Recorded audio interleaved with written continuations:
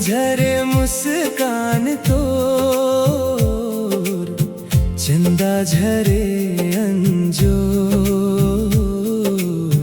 नैना तोर रस भर भर,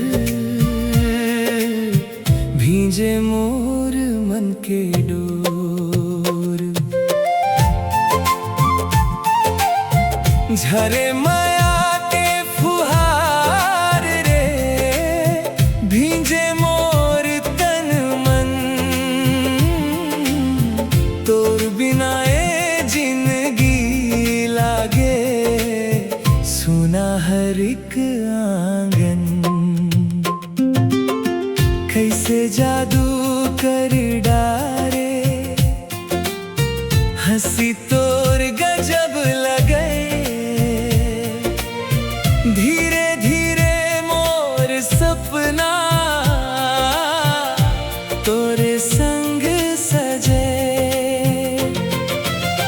तोर सुरता के छैया माँ, मन मोर खो जाथे, दिन होवैया रतिया,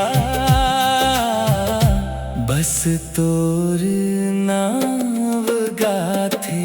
फूल झरे मुस्कान तोर, चंदा झरे अंजोर,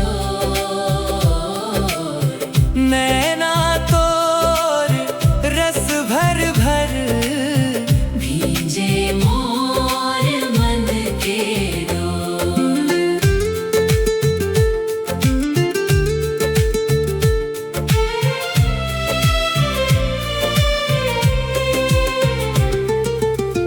रिमझिम बरसे मया, भींजे मोर अरमान, तोर संग चलना चाहूं जन्म जन्म के परान। गोरिया तोर अदा देख, धड़कन तेज हो जाथे, तोर एक झलक बर, जिया मोर तरसाथे। तोर माया के महकमा, महके मोर संसार,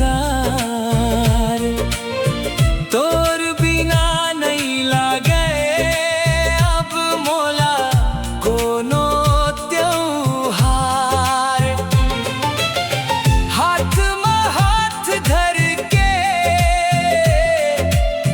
संग चलब उम्र भर,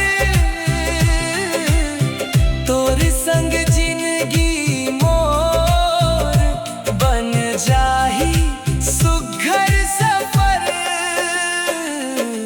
फूल झरे मुस्कान तोर, चंदा झरे अंजोर,